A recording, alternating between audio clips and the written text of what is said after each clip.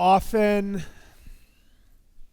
what you just heard is one of thousands of stories that you will never hear. Leadership is the ability to make someone feel seen, safe, accepted, and protected. To create an environment in which people can truly be themselves and they feel safe in that and feel safe to take risks. In the room right now, the energy's down, but by the end of this talk, I promise we'll be up. But right now, I need to be real with you guys. You guys have pens and papers. You guys ready for this? Okay.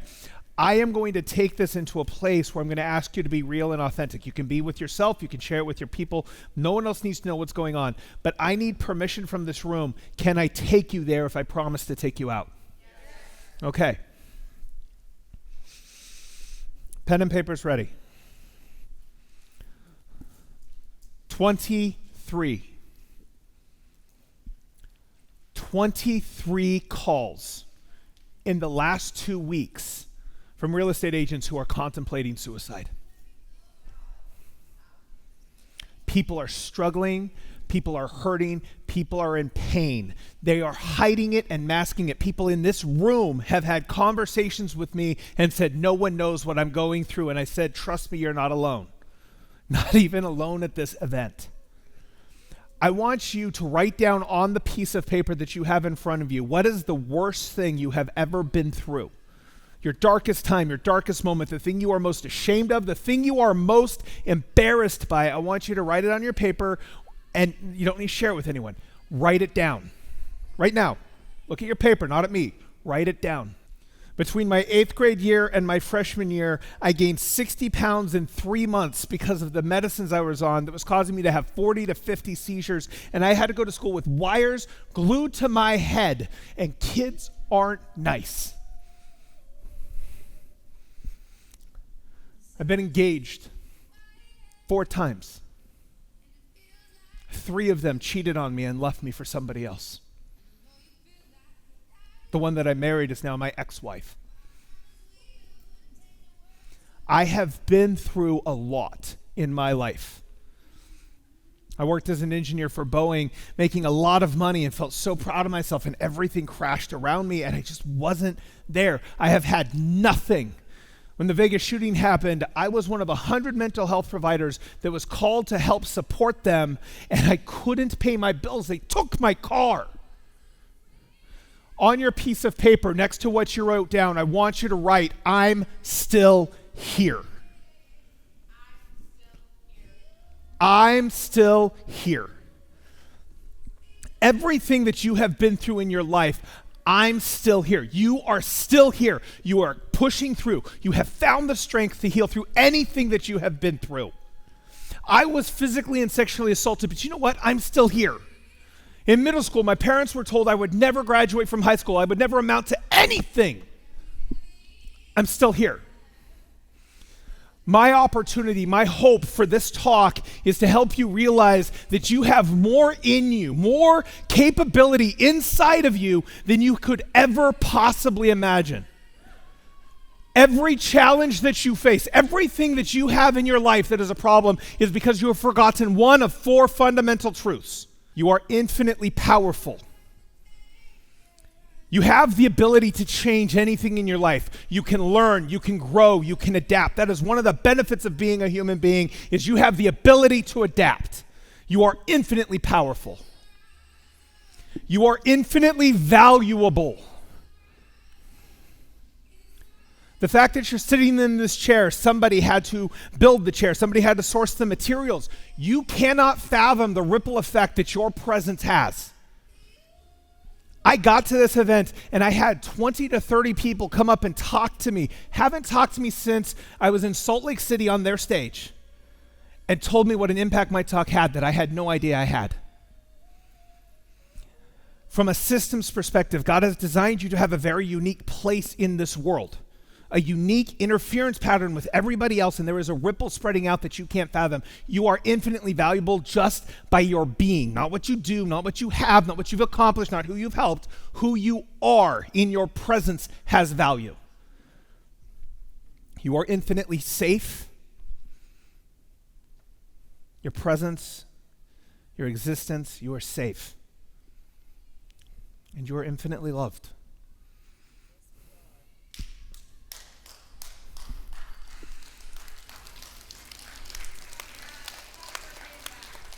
I want you to look back down at your paper, and I just want you to write it one more time. I'm still here. Today I'm going to be talking about something called the Cycle of Self-Emergence. This is your ability to be able to bring out the truest and most full version of yourself. As I said, we are the center of our world, but we are not the center of the world. And what I mean by that is, just like I pointed out with the chair, there is an infinite ripple effect of your presence and your being that you cannot comprehend. So in order to have the greatest impact in this world and to live to your fullest, the best opportunity for that is for you to figure out who you are and be that fully. Does that make sense, guys? Are you with me with this? So in order to understand that, there's 4 steps to that. Self-exploration, resonant visioning, intentional living, and reflective evolution. The first step is self-exploration. You're welcome to take pictures of the slides. Self-exploration is really what we're doing every day. We're learning more and more about who we are, what's important to us, what are our values, how well do we know the scripts, how well don't we know the scripts, how well do we know our numbers, how well do we not know our numbers, right? We've learned a lot in the last 2 days, 3 days from being here at this event about who we are and how we show up. We've also learned a lot about who we want to be. Does this make sense? So when you're looking at this and you've got that idea, it's like, okay, so I know who I am. I know who I want to be. There's a dissonance. It's like, okay, I also learned when I wasn't being me. So self-exploration, 3 aspects, write these down. Self-knowledge, knowing who you are.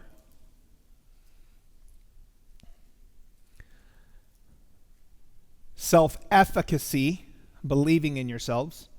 They have found that the greatest determinant of success is not skill and ability, knowledge, or resources. It's actually whether or not you believe in yourself and you're too stubborn to quit.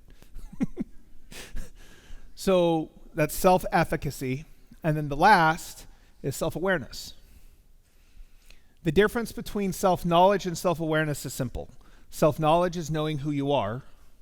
Self-awareness is knowing when you're being that and when you're not. The idea of self-exploration is to dive into the core of who you are and uncover your strengths and weaknesses, your values, who you are at that essence so that you can align everything that you are to that. But it's also to recognize where you're not truly being you. Where do you want to make a difference? Where do you want to change this? I say all the time, instead of setting a goal of making $1 million, instead set a goal of being a person who would already have $1 million. Resonant visioning is about recognizing the difference between someone who ran a marathon and a marathon runner. Do you guys understand that? The idea is that a marathon runner is someone who runs marathons. They have the ability, they have the health, they have the habits, they have the patterns, they have the discipline, they have the consistency.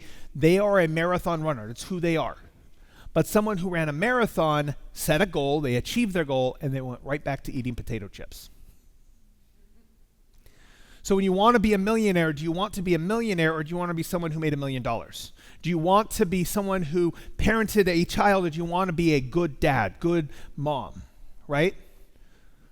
Who do you want to be as a spouse? Resonant visioning is about getting crystal clear about the person that you want to be and what is important to that person. When you have that, the next step is intentional living. Intentional living is self-discipline, self-leadership, self-control, self-submission. I'll say them in order. You have self-discipline, self-control. Self-discipline, self-control. I'll explain what the difference is. Self-leadership and self-submission. Self-discipline is doing the things you know you should do. Self-control is not doing what you know you should not do. The problem is there's too much that we should be doing for us to be able to do it all, and there are things we shouldn't be doing that we have to. I should not check email. Email is not something I should be checking. I tell people, if any of you guys email me, text me that you emailed me because I won't see it. Like, I'm getting better. I'm getting better at this whole email thing. But that idea, it's like knowing who you are, but sometimes we have to do things that aren't necessarily who we are. But the idea is to get it as aligned as we possibly can. So what self-leadership is looking at the plethora of everything that we need to do and narrowing it down and saying, okay, so what is the next thing that I'm going to do, not to achieve my goal, but to align who I am so that that goal gets achieved. Self-discipline is not doing the thing you don't want to do. I want to change the way you think about discipline. Self-discipline, forcing yourself to do the thing you don't want to do, is actually abuse. Self-leadership is about getting yourself to want to do the thing that you don't want to do. Discipline is, I'm going to make my calls. When you're like, okay, yeah, but I'm just going to get up and do it even when I don't feel like it. Awesome. How do you feel about yourself? Are you treating yourself with compassion, respect? Do you feel seen, safe, accepted, protected by yourself? Like I talked about leadership. Leadership is not just how you treat other people. There are so many incredible leaders here in this room that are great at leading their teams. And then I get on the phone and they're like, man, I really that up. It was horrible. I know I need to be doing this, and I feel like I let them down. I did this, and I'm such a failure, and I don't know what to do about this. And I'm like, would you talk to anyone on your team this way? Would you talk to your clients this way? Like, we look at this concept of leadership, and it's like, how many of you are leaders in real estate right now? How many of you are like leading? Okay. If your hand is not up, you don't understand real estate. Your clients aren't just buying a house. They are going through an emotional experience, making a decision on something they don't know, having no freaking clue what the heck they're going through, and they're looking to you to go, what do I do next? You are not sales professionals once you get that contract signed. You guys are leaders. You are leading your clients through the process of making decisions. They get flipped out, you have to bring them back in. You have to help them regulate their emotional system, right? Everything that you do to help support your clients through that real estate process is a leadership tool you could use to actually help yourself. Self-leadership is about creating a space where you are seen, safe, accepted, and protected by yourself. And the reason why, how many of you have had that instance where it's like you can't get yourself to do the thing you know you need to? I'm not the only one, right? Okay, cool. The reason why is you suck as a leader.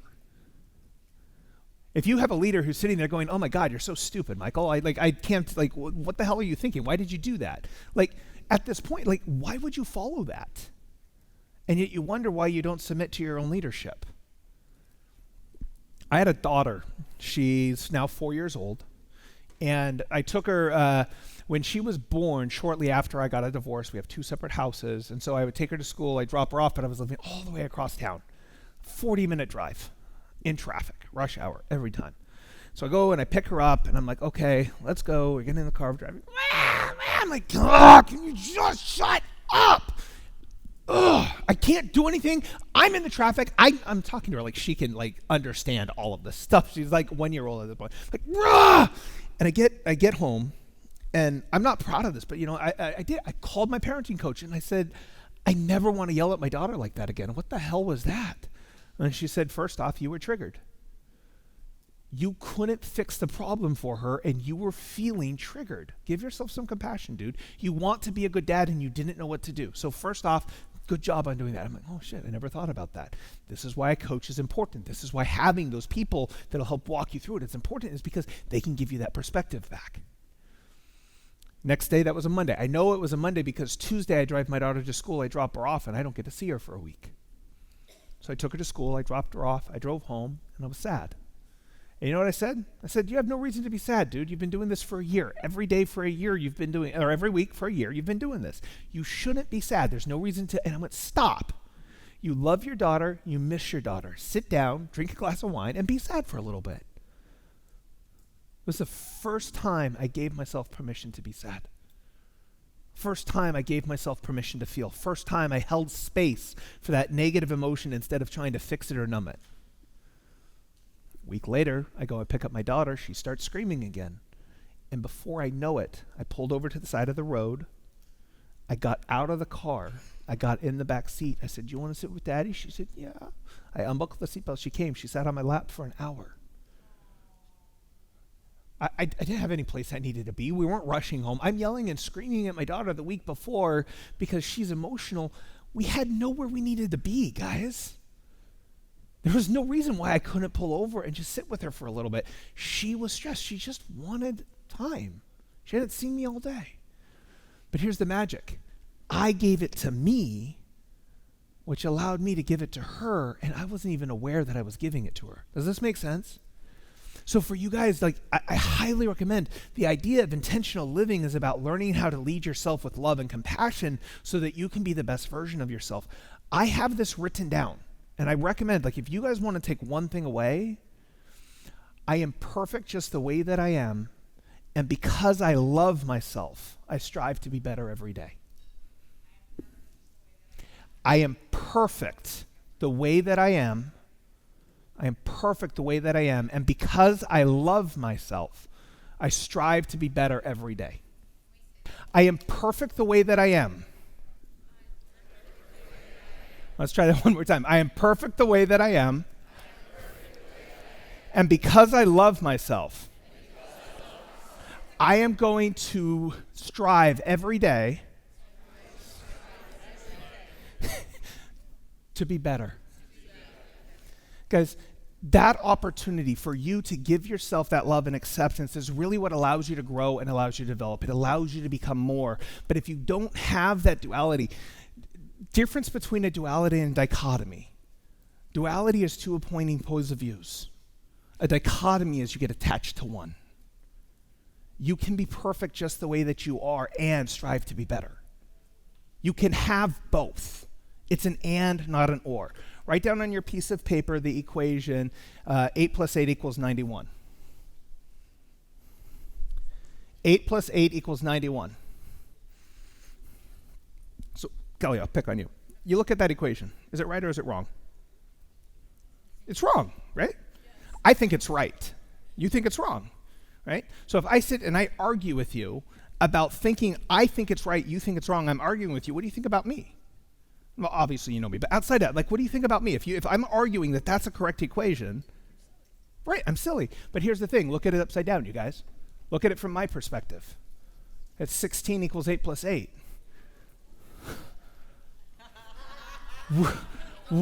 We are both looking at the exact same equation. There is no way it can be right and wrong, but yet it is.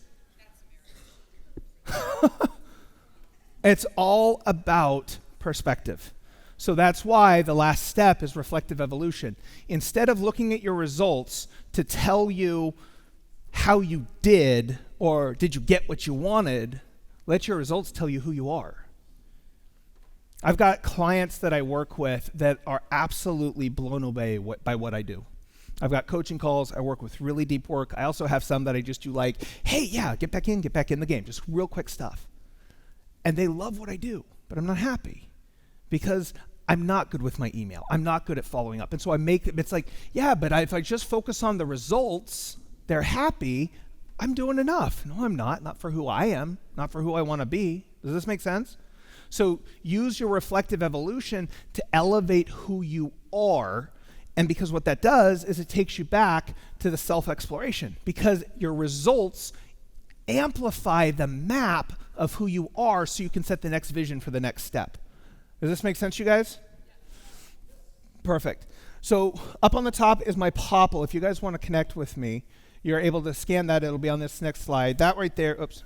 This is a personality assessment. I'm known as the DISC guy across all over the world, but DISC is just a part of the evolution that led me to where I am today. What I do today is I help people with consciousness in their communication by looking at the entire spectrum of personality. This assessment looks at 150 spectrums where DISC looks at 4. And so there's an access to that on my popple. But this is me. My number, 602. 762 4700. It's up there. You're welcome to scan it, grab it. I'm going to wrap up, and I want to leave you guys with this. Everything that you have faced, everything that you have gone through, you guys are still here. But there are 4 fundamental truths that I need you to know and I need you to walk away with. I need you to walk away with the fact that you are infinitely powerful. There is nothing that you cannot do. I want you to walk away knowing that you are infinitely valuable. that you, your being, your essence, who you are, not what you've done, not what you've accomplished, but who you are has purpose, has value. You are safe because of the strength and the community that you have. You are in this room, you are surrounded by people like Bill Pipes, who has picked my ass up and handed it to me a couple times, but has picked my ass up and kept me going. And you guys are infinitely loved.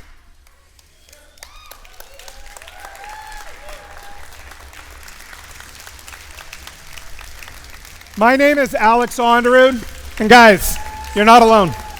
Thank you.